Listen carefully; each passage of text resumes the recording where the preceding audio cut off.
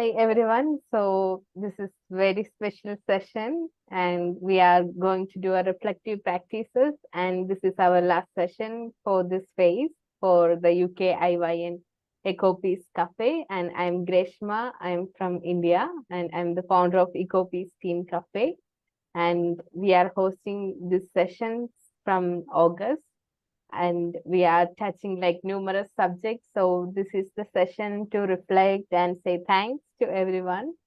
So please be free and feel free to share your thoughts with us.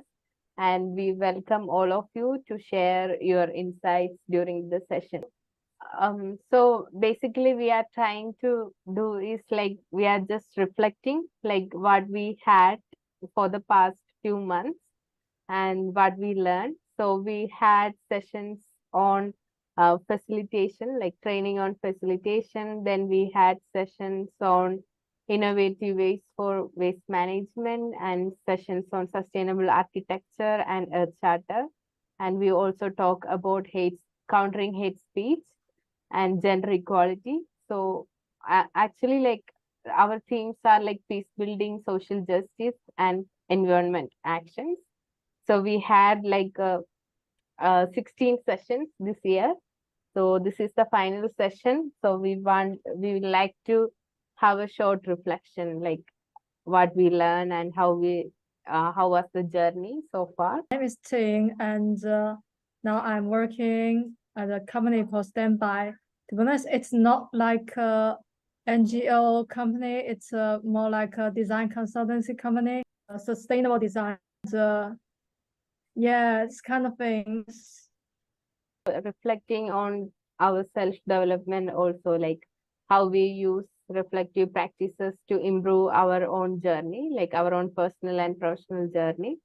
So sometimes when we talk about learning, like we just learn things for achieve something, like for example, like when we are in the school, like we learn for achieving good grades and getting good marks where the vision, like where our goals were. But when we have a kind of reflective practice in our journey, that make our journey more fruitful. Like we take the time to pause and then reflect on why we are doing this and what we are learning and for what, and just reflecting on multiple dimensions. So we get like more clear perspective. So that helps to that really helps to have a meaningful journey.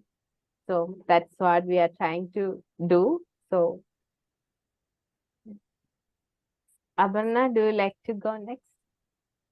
Yeah, sure. So, hi everybody. I've seen most of you in previous sessions. I'm Aparna. I work for an organization called Interfaith Scotland, and based in Glasgow.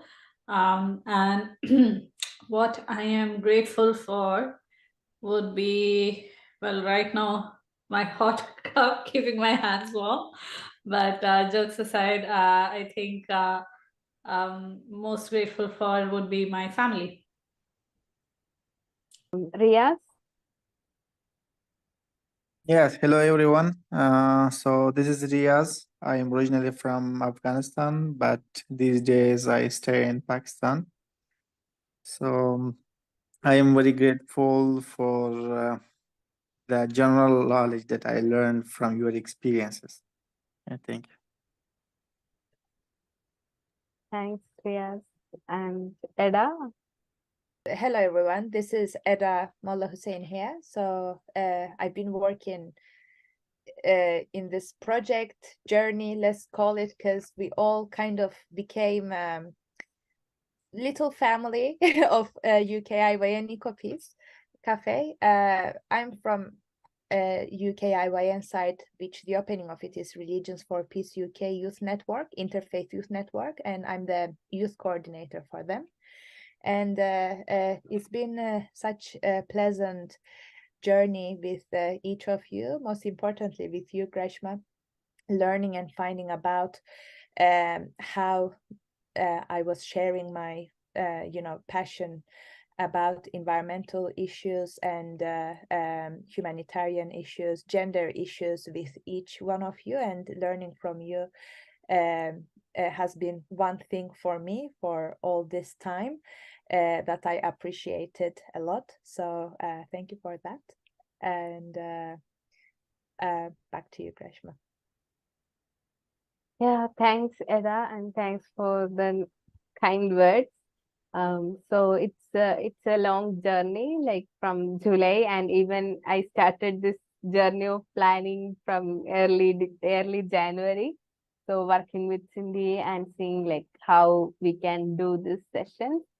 So yeah, that's how we design 16 sessions and see like how people respond to our sessions, and like when we bring this concept of cafe, uh, like how people interact and how people talk each other. So that's what we were trying to do. And also one of the elements we really want to push it out is like taking actions, um, like empowering the participants and give them more insights and ask them to take actions. That's still on like stand, like we don't have that enough time to create more connection within us and help others to take the actions. So if we are going for next level, we will definitely do that. And so so as I said, like this will be like more open conversation with us. So so do you like to share one thing that you really learned from these sessions? And I know Riaz joined like few sessions, and Abarna was almost there from the first sessions, and she just missed 2 or maximum 3 sessions. So so what's the like that core learning from EcoPeace? So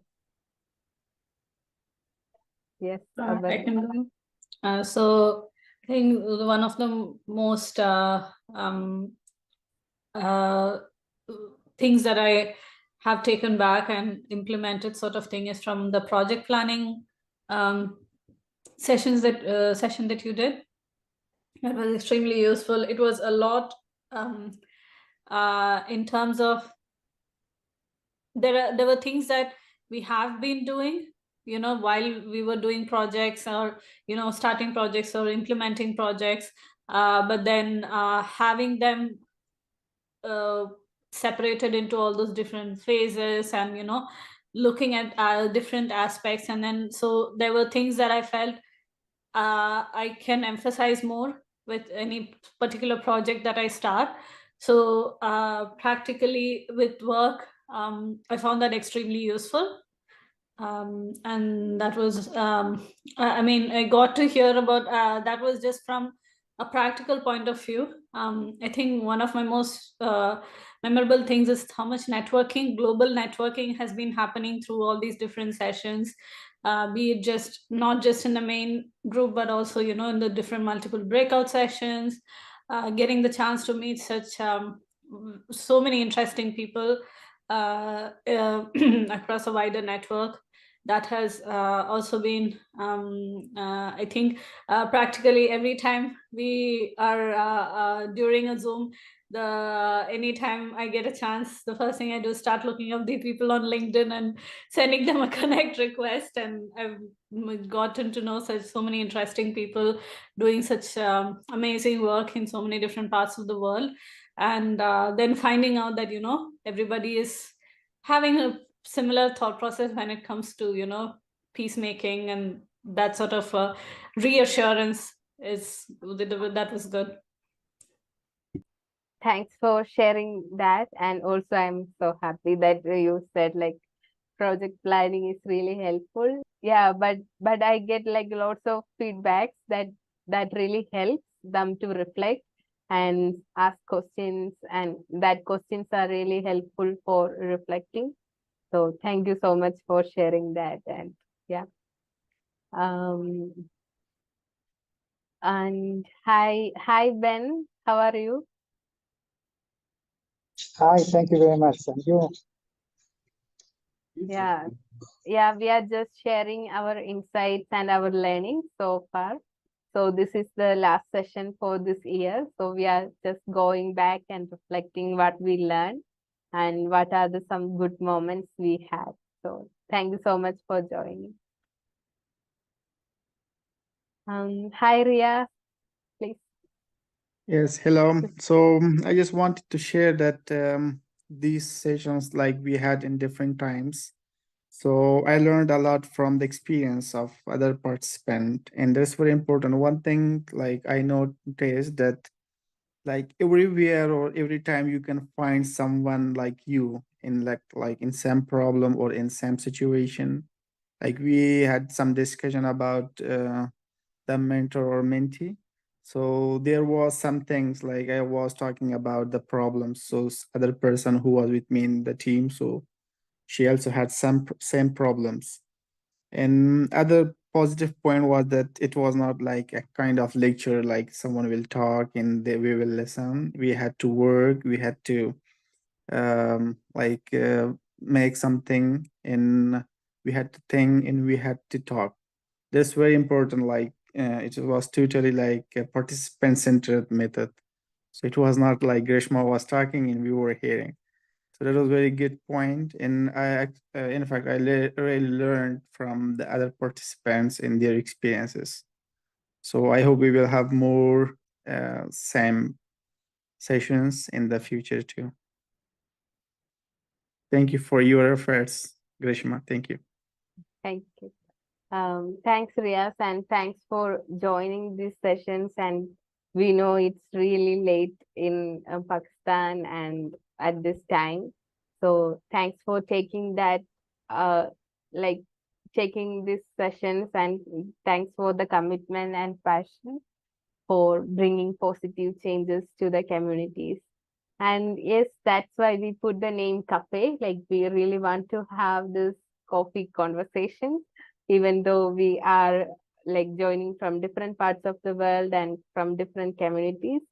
Um, like actually, like I'm a literature student, so I don't remember like whether I shared the story with you. So I did my bachelor's in English literature. So when I did that, I learned about the coffee conversations and how that really like help people to learn new things and explore new things, and that bring changes to the society. So that was maybe that was the only thing that really attracted me during that day. So most of other works are related to peace building. Like even I did literature as my bachelor, so I take that, and that was with me like something I really wanted to do, like to bring together people, like to bring people together. So when the COVID came and everything shut down, I thought this is the time to do something, because maybe Abarna knows, like we had like floods in 2018 and lots of climate change, like natural disasters were there. So so I thought like this is the time to share hope. So let's bring people together online and give them opportunity to talk each other and connect each other and find hope and peace and connections together. So that's how EcoPeace Teen Cafe born. So that's why we put the cafe, like, so it's not just someone like who has knowledge come and share her or his knowledge, but this is like everyone has the potential of sharing, and everyone has their own knowledge, their own experience. So let's learn from each other and let's celebrate the humanity. So that's the core idea of EcoPeace Teen Cafe. And then I met Cindy at one of the conferences, and she invited me to do this in UK. So that's why UKIYN EcoPeace Cafe born. And I'm so happy to connect with many of you here, and we explored a lot and explore many topics, like many conversations were happening, and I'm reflecting like what I really learned. Like we bring like lots of speakers and lots of insights from all the participants, and we had a global participants from different countries. So I'm really grateful for that moment. So thank you so much for that. And Ben, do you like to share, like, what we are discussing about the learning we had from these sessions and like the cherishing moment from EcoPeace Cafe? Do you like to share anything? Well, each session had something that stayed with me. For example, finding out about water resources here in the UK, the video that you had shared. What else? The discussions that happened after breakout rooms, learning from participants from around the world, as well as amazing work that the guest speakers have been carrying out, and from waste management to planting trees, from I don't know, eco architecture to clean resources, and you know, using less plastic and fossil fuels. So or gender. We did cover so many things, and well, as a continuation of what I just said earlier, I appreciate that because everybody committed their time there, their interest, and they brought their own stories in. Time to time, perhaps that has been hard for them to share because it happened to them, or they experienced it, you know, like seeing forests burning down, or I don't know, animals or refugees. There are so many different types of refugees currently, from climate refugees to war. Some names had experienced or had friends who experienced war. So that compassion, that eager of finding solutions or trying to act together, or the work that they've been carrying out, learning from those, definitely has effect on my thinking model, or the way that I would maybe implement projects, as Aparna said.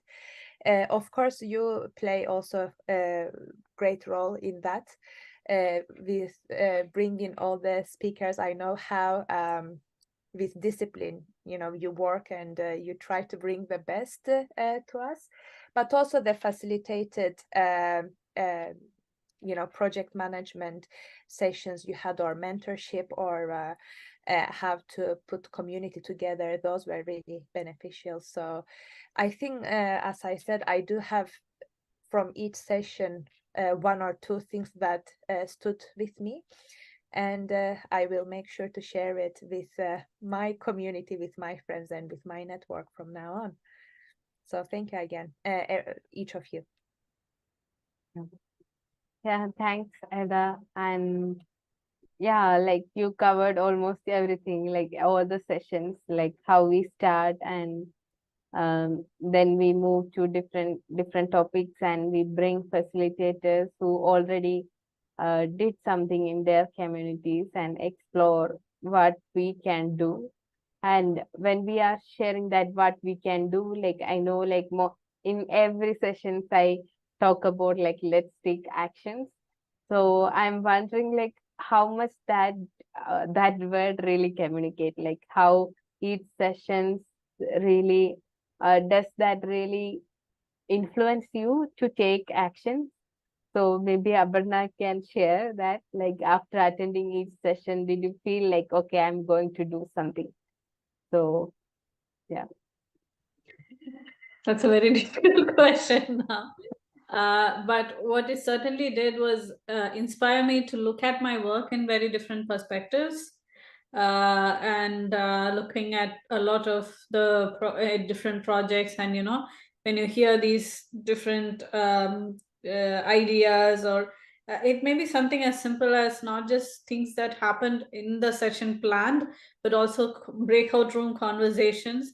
Certainly has given rise to that thought process exactly. I may not have been definitive, like not after every session, I did not necessarily know, okay, this was the action or this was what I wanted to do definitely, but I did consider a path of action through some particular thought process, because some of it may not have been particularly very easily associated with my work, you know, at an immediate glance. It would have taken a little bit more application of thought for me to possibly see how this could be adapted to my work, basically.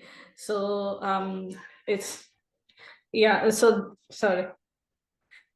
So that is the in the end, it is more in that line of thinking that, you know, like, for example, why I mentioned the project planning one specifically was because that was very easy to easily associate. At every point, I was immediately thinking with my project in mind as well when you were going through those steps. So there were sessions like those which were very easily relatable, whereas there were lots of other sessions which were just interesting for me to attend as, you know, spectator, and, you know, see as relevance to lifestyle, and possibly conversations that can happen through work, but less, like, it was less straightforward to think about direct applications in terms of action, immediate action. At least there was needed to be some sort of, you know, reflection that had to happen. Yeah.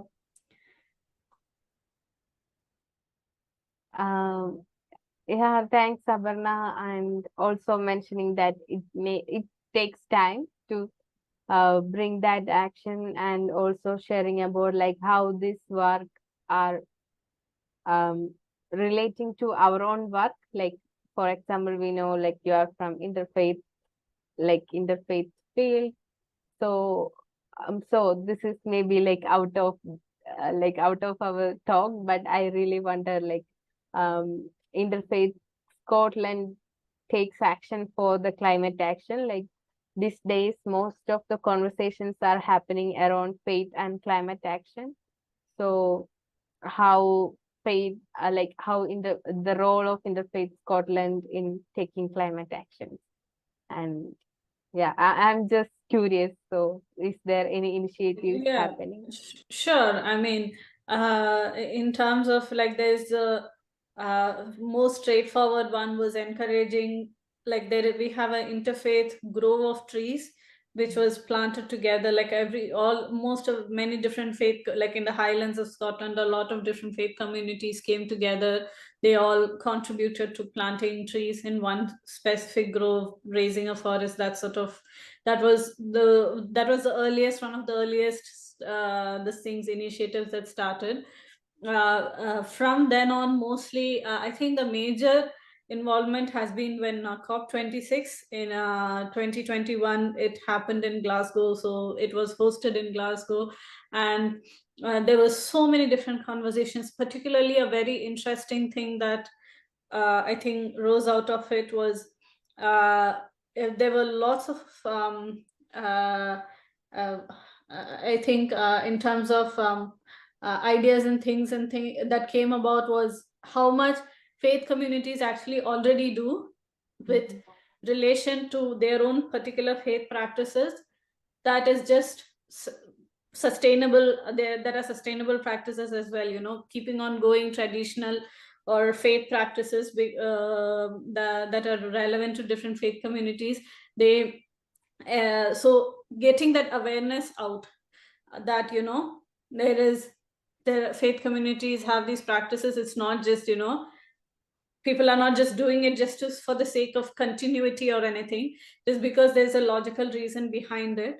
And from that point of view, then there was these practical aspects where, you know, we put people in touch with like climate funds, like, so for places of worship, it's very hard to get any sort of things like that, but encouraging places of worships to become more sustainable, adopt more sustainable practices.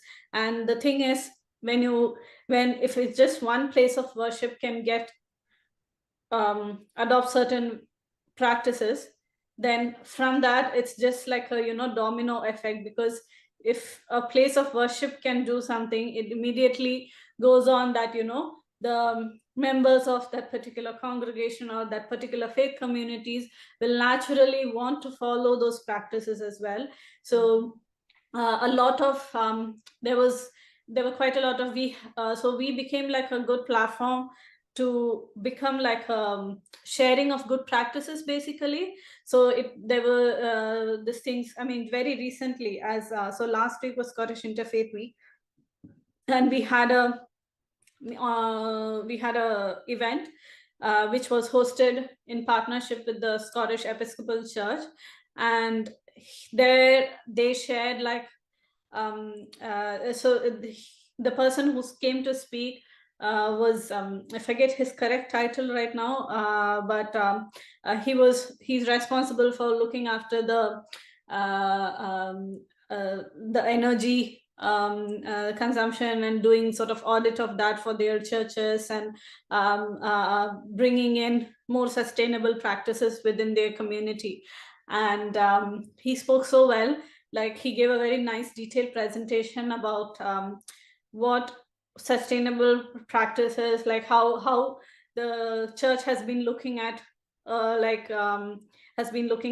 the climate crisis, and what sort of practices that they have changed.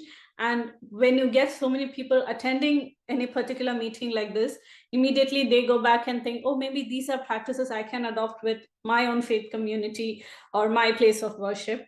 So getting that ball rolling and having those conversations between the communities in Scotland regarding their having reflective discussions. My God, I'm using that word quite a bit today.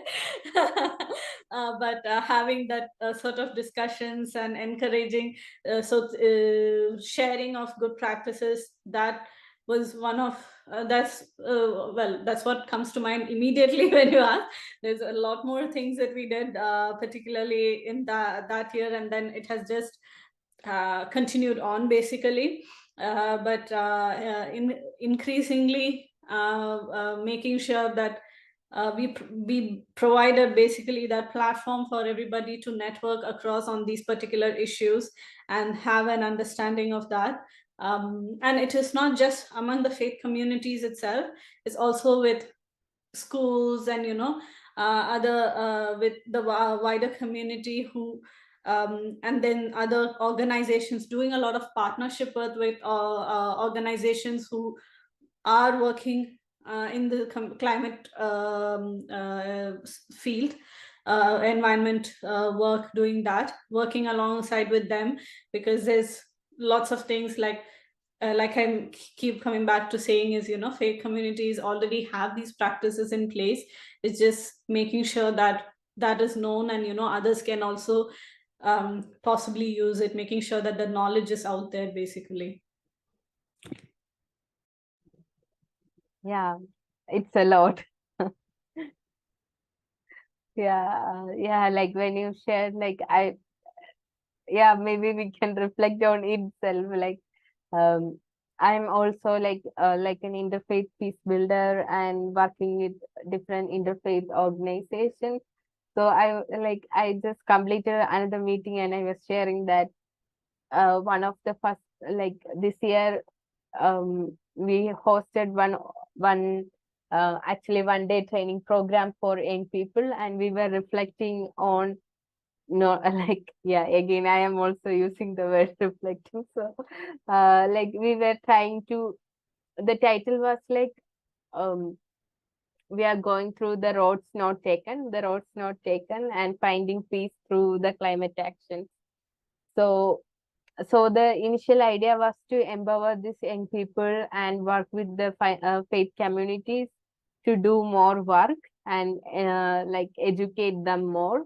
So even when I said like there are like lots of climate change issues happening at my place, but the teenagers or the young people who are aware of this issue are really less. Like they don't take this as serious. Like even when we ask for like what are the most challenging situation, they may say poverty and like unemployment, like social issues, but they don't think that climate change is a big issue because sometimes they don't affect it directly or they don't identify this as a concern.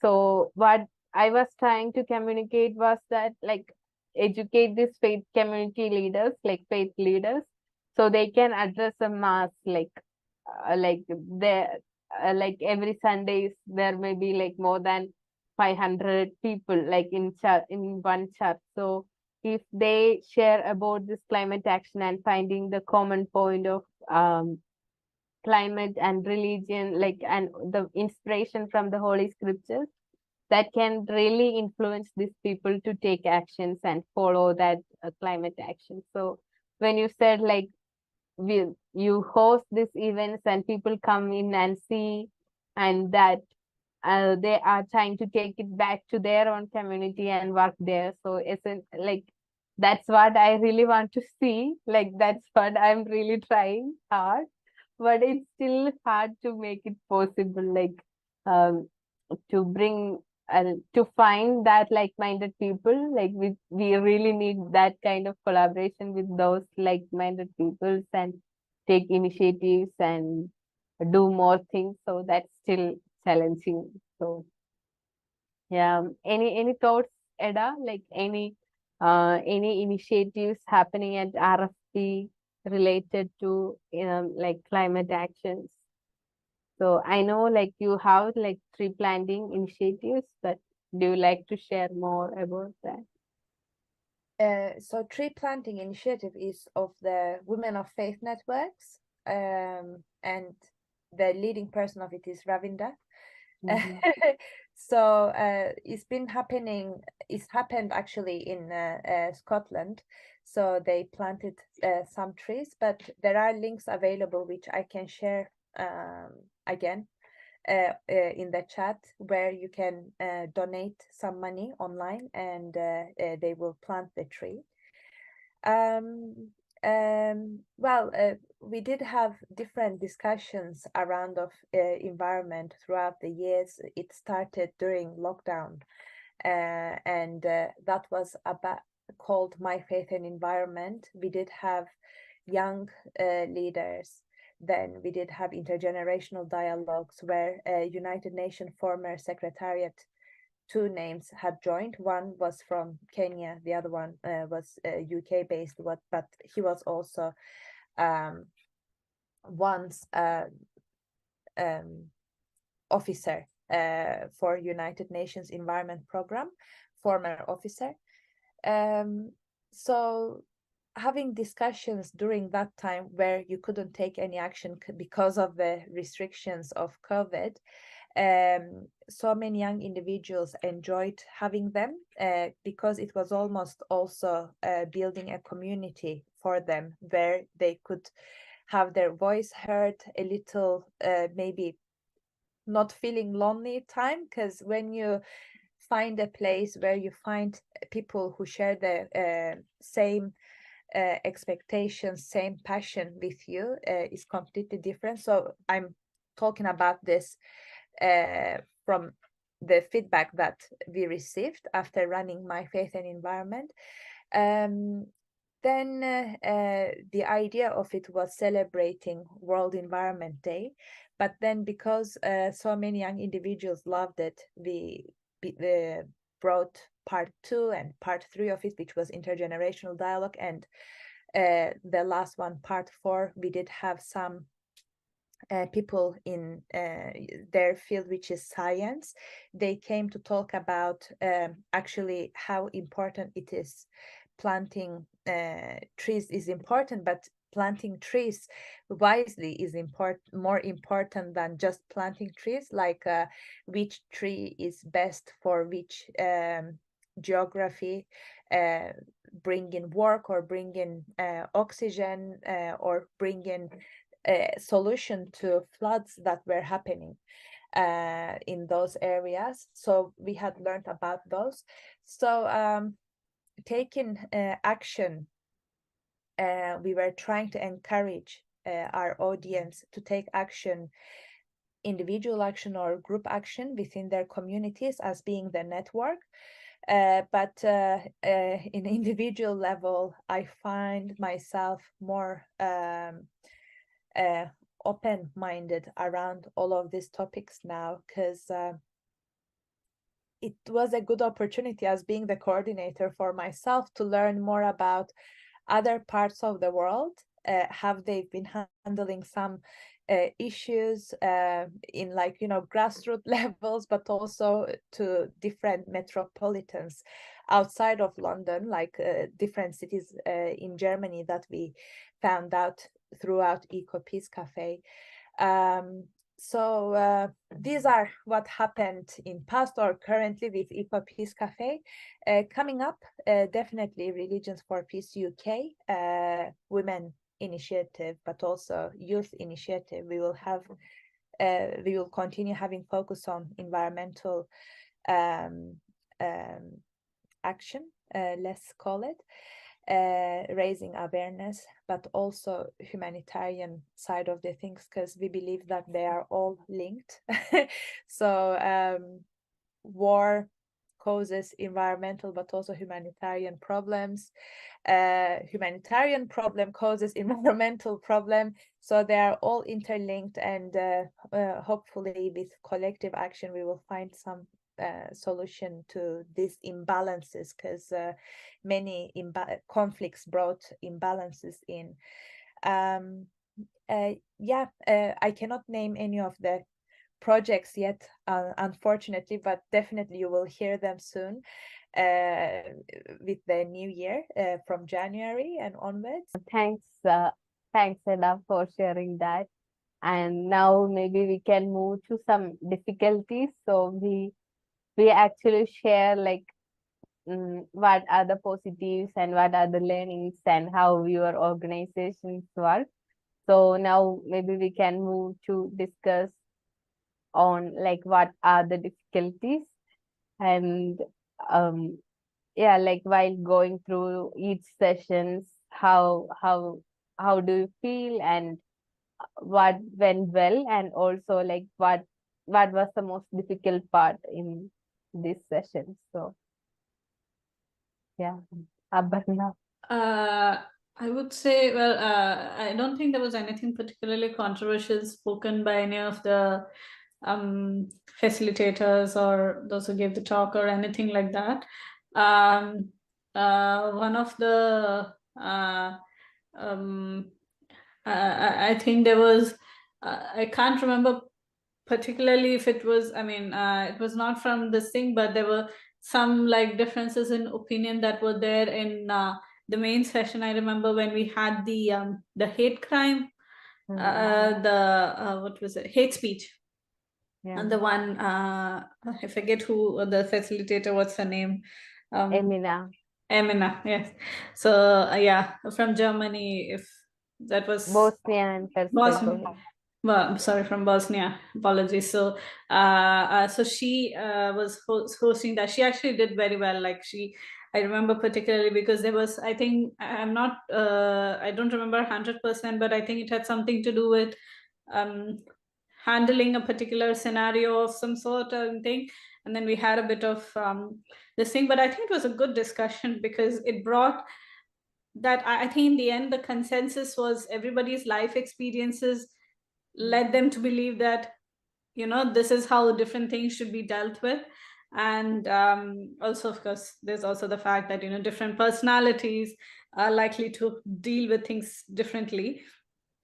But that understanding also brought a whole other level to the discussion. Like, it's, you can't always expect that, when you have people from so many different backgrounds, from so many different countries, getting together all the time, be having an extremely peaceful discussion, because that's just not realistic.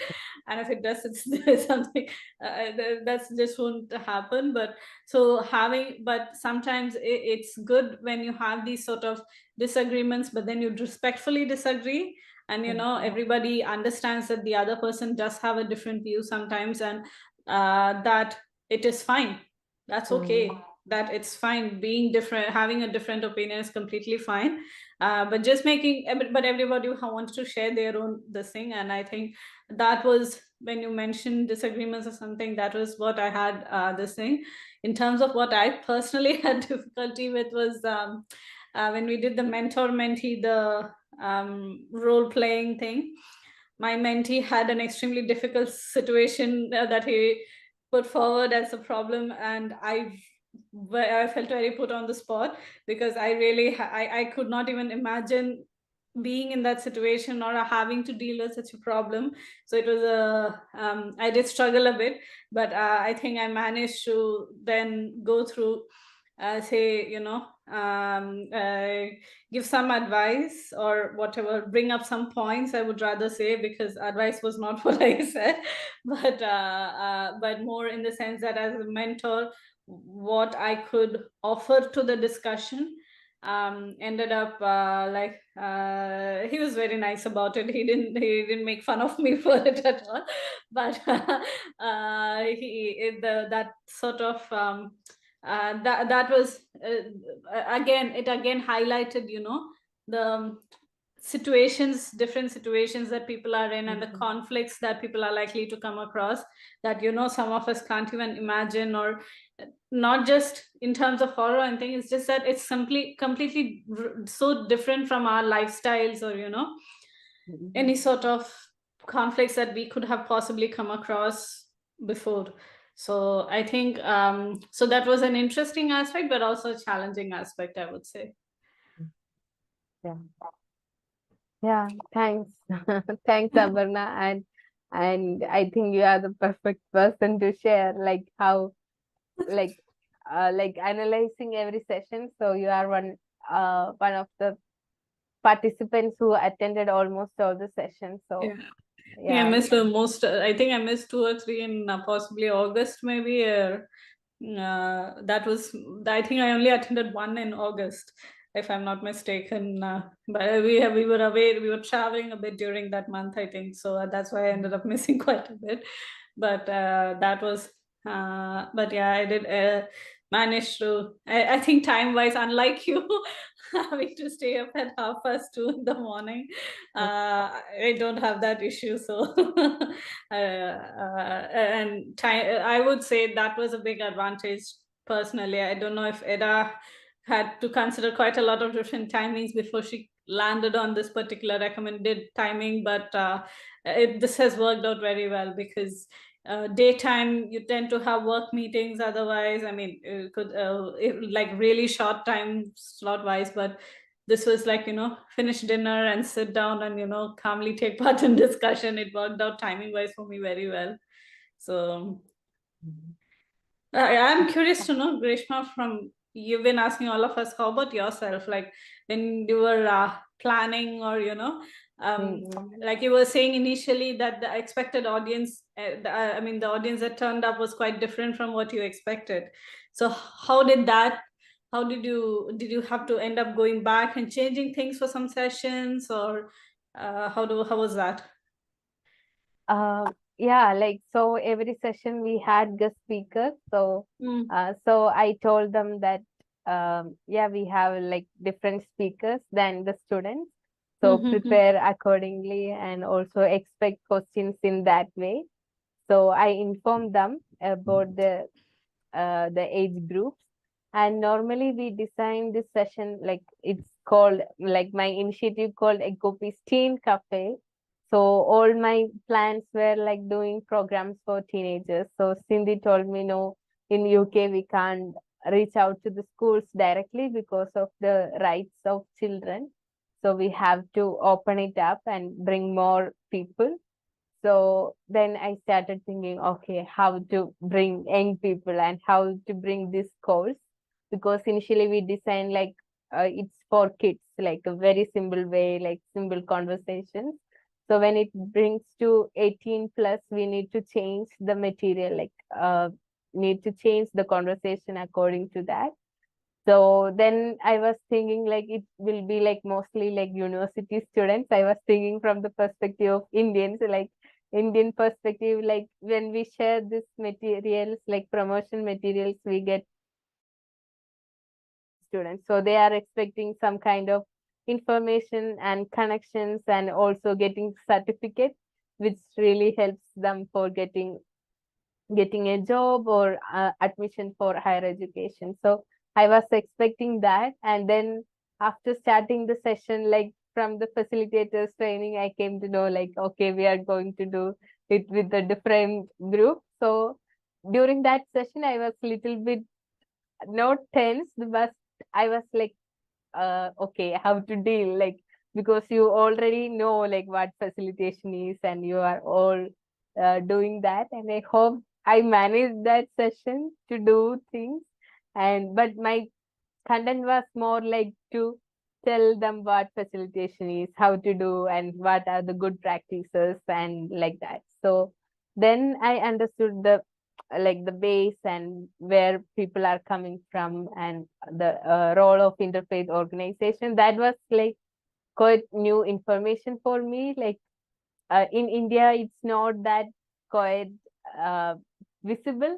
Like there are like lots of interfaith works are going on, but we don't put the names like Interfaith Scotland or Interfaith Faith and Belief Forum. So that's something new for me. Like there are to know that there are lots of faith organization and especially interfaith organizations in the UK.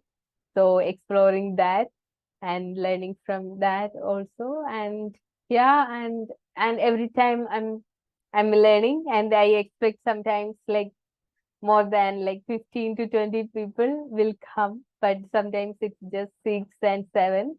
So that time our energy will low down. So because we expect like more people and prepare content like that, and then suddenly there are like few people.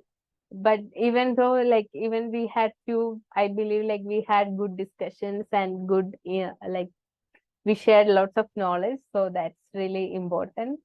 And also the last 4 sessions were really good. And like mentorship, we seen like lots of interest from everywhere, and people are like, okay, we are ready to do mentoring and connecting each other. And even people couldn't join the sessions, they were showing their interest as become a mentor and helping others. So yeah, it's a good journey, and I'm learning a lot from this. And also like identifying like how can we reach more UK people and creating more changes. No, I think my experience in the past, I thought, I mean, I definitely like after now in this year 2023 year online interest is because people are wanting to go back to doing things in person. But I think your in terms of, I'm just trying to think from like the marketing perspective, and because these sessions are genuinely interesting and very useful to quite a lot of university students. And I mean, I was personally like circulating with some of the young people like in our network and things when we were, I mean, when I get the information, I usually do an email out to them telling them, okay, see, these are the upcoming ones of these. I did go for quite a few of them. So, do come along sort of thing. And I think what could possibly be, and regarding the numbers, I've faced the exact same things. Sometimes it's the topics, I think, because we had a very astonishing thing that, just we had an event last week during Interfaith Week. It was an online event, and for some reason, speakers everybody was so busy. We did not finalize the speakers till a week before the event, actually. So we actually literally started advertising a week before the event, but then we pushed the advertisement quite a bit. We had 50 people registered and 45 people came for the event, actually. I was so surprised because I was not expecting good numbers at all for this event. Whereas another event, which we had advertised for a very long time, it did not a lot of people registered for it as well. And, the interest was not there. So sometimes I think certain events in terms of topics and, like what you share about the speakers and, you know, that sort of thing can really make or break the numbers. And I think quite a few people who I saw, there are like few people who I saw repeatedly in many of the different meetings at these. And I know that also I could tell that these were genuinely people who genuinely had an interest in the whole series as such, and this thing. So what I could possibly, if you don't mind me saying, could be something for you guys to possibly think, because I understand completely as a charity organization, these things, you know, it's not in our hands. We only have limited resources and time to do these things. I completely understand.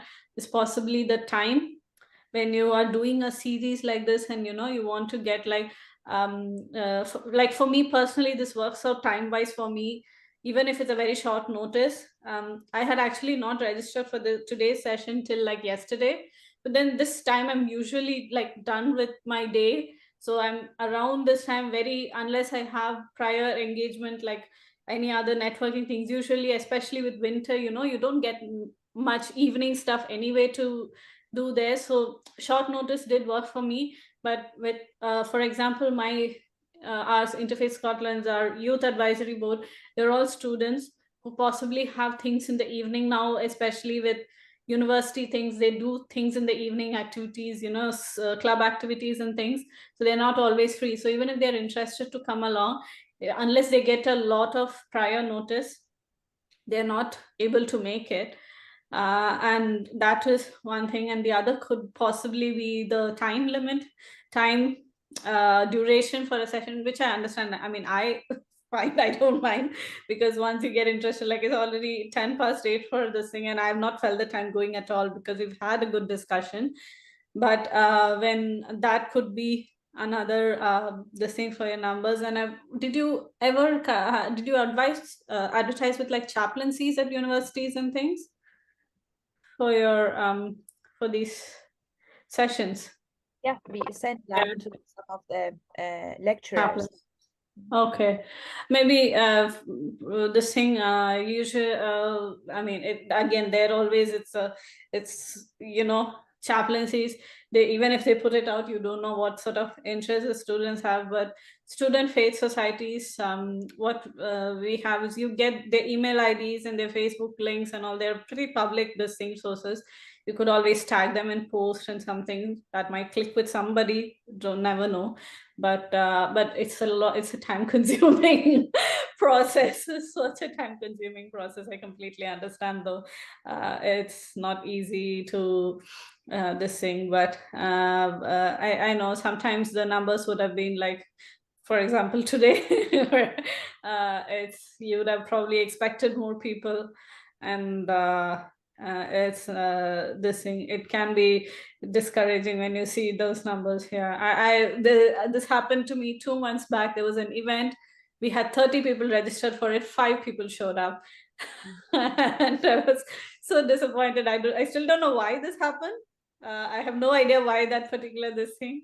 We had very interesting speakers, everything, and it was part of a series, the same series where last week I had for 45 people show up. So, you know, it's timing, I guess. So some months yes, some months no, I guess. Yeah, some days. So, what are your series also recorded? Yeah, so they're called interfaith interactions. So Yeah. that's why I think, because people know it's gonna be recorded, it's easier for them to skip it, because they can always catch up later. Catch up later, I know. Yeah. Sometimes I'm thinking of, is it a good option to offer or not? But it's Same. definitely a good option. So what I do is, so we have, when we do the poster, we tell them that we don't tell that it's recorded. But when people ask me personally, I do say, and I'm sure if people go back and look at, if they take the time to look at the YouTube channel, they will know that, you know, it is a series that is being recorded. But what we do is we only record the speakers' talks. So there are 3 speakers per session. So we only record their talks, and then we stop the recording. And then there's like 20 minutes to discuss, do Q&A and all that, like open discussion.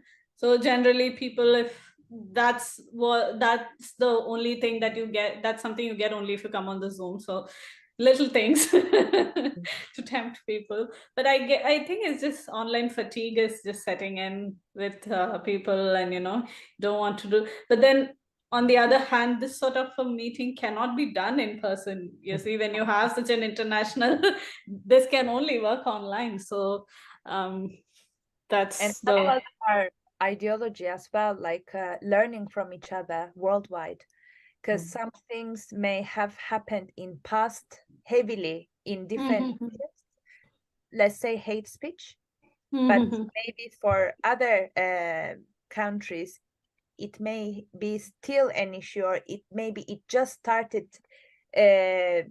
getting the feel of heavily that hate speech, because for example, we know that here in the UK there are so many different tools you can use, like Call Mama, most likely you've heard it. There are other tools that you can use if you think that you are victim of a hate speech, where you can find some consultancy or some community where you wouldn't feel alone, that you are alone in that journey.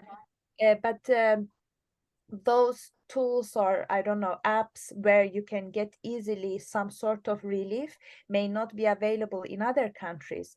Is the same considering, I don't know, waste management, cleaning oceans, like you learn when you get connected worldwide. Or you learn from what failed. Maybe it's not gonna fail for you, or it's not gonna fail for them. Because it failed for you, it doesn't mean it will be a failure for others. Maybe it's gonna be the best option for them. So yeah, learning together is always a win, I think. Of course, individual approach is also valuable, and the value that you bring in the collective action is different. Yeah, and also when I invite international speakers, my plan is like celebrating their achievements and celebrating their learnings, because they all are young people, and as a young person working in this field, I know like how hard it is.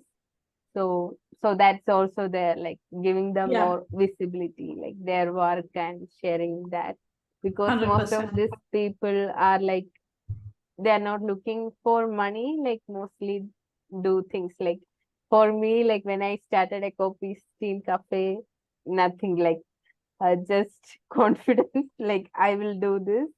And then it takes like almost 3 years, like for getting this UK project. So I know that struggling, like how we start things, and lots of questions will come. And I hope Aparna can understand, like when I'm doing this from Kerala, like people don't know anything about this building, then keep on saying like what this building is. And when I went for my higher studies in Costa Rica, like people were asking me like, how can you study peace?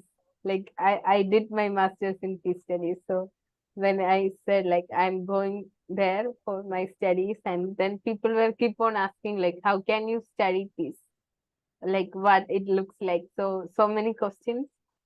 So even start my project, and I get like lots of appreciation from outside, like outside the country, but within the country and within the community, it's not that acceptable, and not seeing in a good way. Like people were seeing that I'm lazy, I'm just sitting at home and doing nothing, but I'm sitting at home and working 24 hours. So that was the difference. So that's also there. Like, so bring the young people's action, and bring showcase it to the world, and see, like, ask the people to see our work.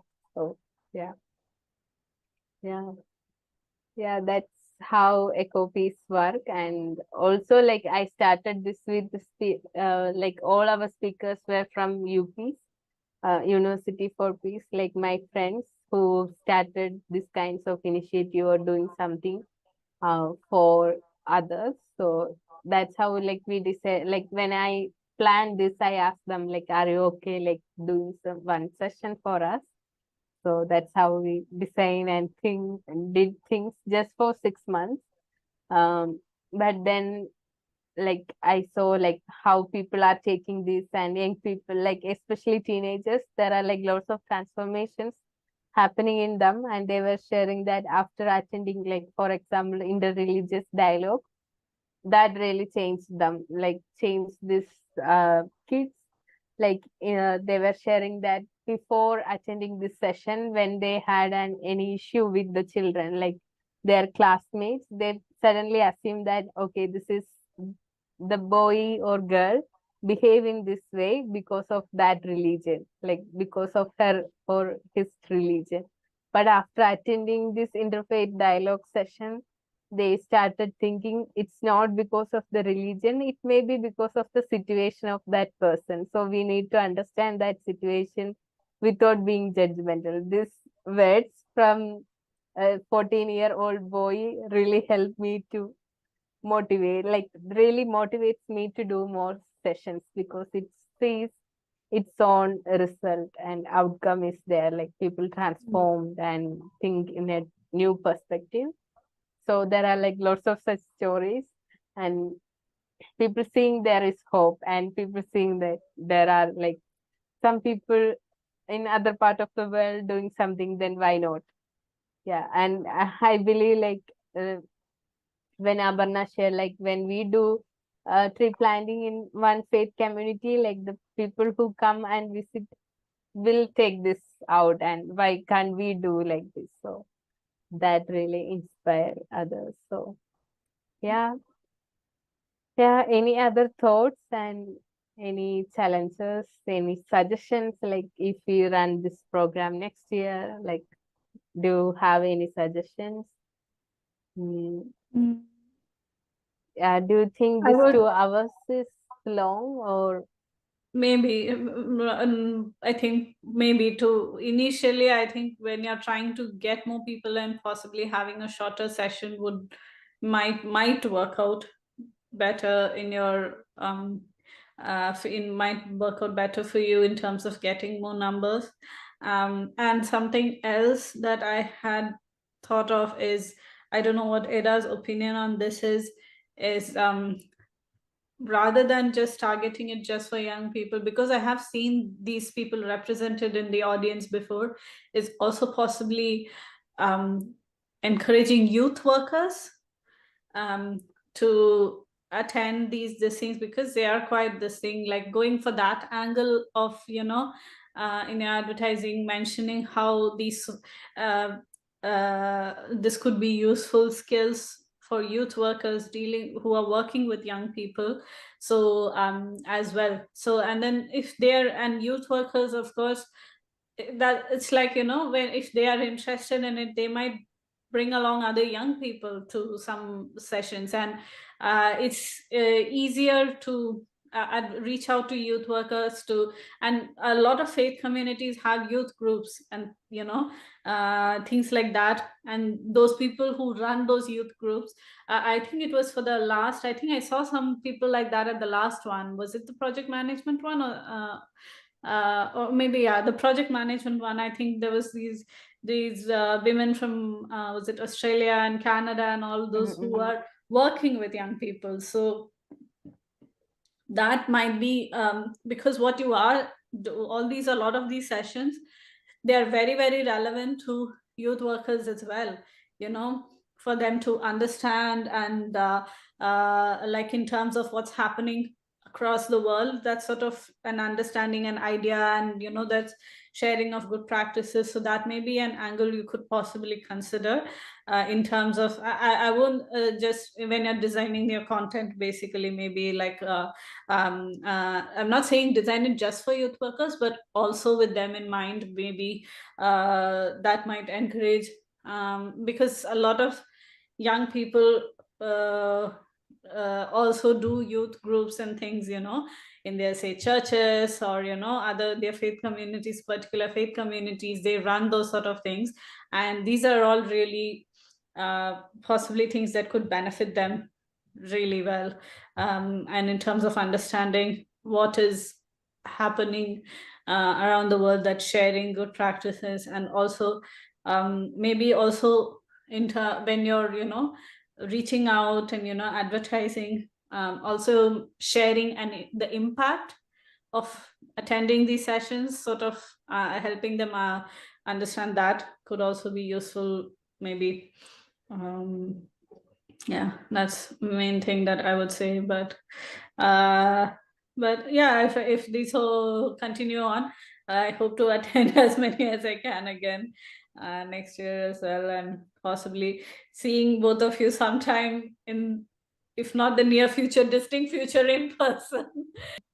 So I think like yeah, with that note, maybe we can close this call, and thank you so much for yeah, for all like not just to the participants but to RFP, Religions for Peace. I would like to say thanks from my side and from EcoPeace Teen Cafe. Thank you so much for your love and affection and giving us space in UK to do this session and explore EcoPeace Cafe in UK. So thank you.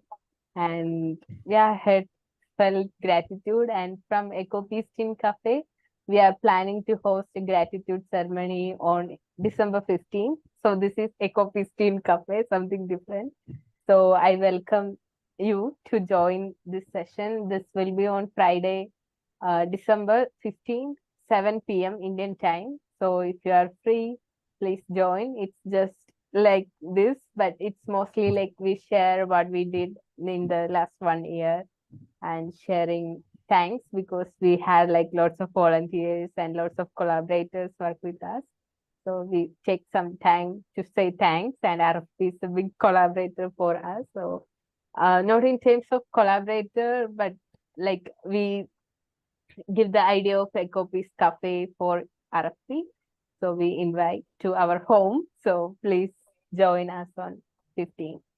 And also, Abarna, hope we can meet you in person and maybe in the future. And also, if we do sessions next year, we hope you will join and more young people from UK can join.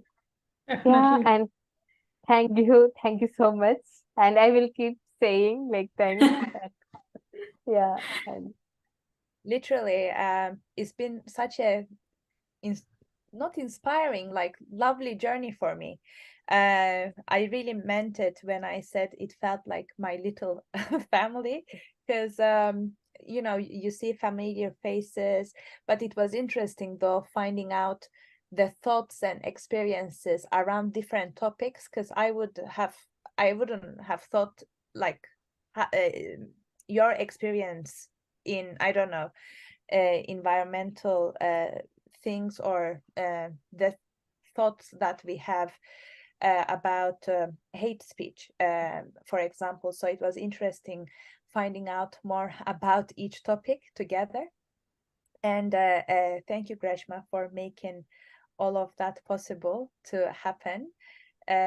Such an honor to have you, the guest speakers, the concept, everything that you brought to UK. I believe it's been such inspiration, perhaps powerful, empowering for different individuals. We didn't have only young people, we did have different age groups joined us, and the feedback that we received was always positive, and it's great to know that we're gonna have soon toolkit about all these sessions that Greshma completed. So it will be nice to share it with wider numbers. I guess it will be easier to share with them. Then thank you for your comments as well, Aparna, and thank you for your commitment. It was great learning with you, as well as the other names that kept joining, like Ben. And thank you for your comments earlier that you said it may be useful or a good idea reaching out also youth workers. So I guess that will happen when we will have the toolkit. We just thought that it may be easier, because one thing that we couldn't offer was running all of this in different time zones, so we could make it possible for everybody. So after knowing, the timelines here in the UK and when most likely people would be more comfortable to join and feel comfortable to share, because it is a cafe. It wasn't a lecture or another mission of the day for them to complete. So that's what we aimed for, but we totally understand that it may have not worked for everyone. But we will have the YouTube playlist on there forever, but also we're gonna bring the toolkit soon. And hopefully this journey continues next year too. So stay in tune.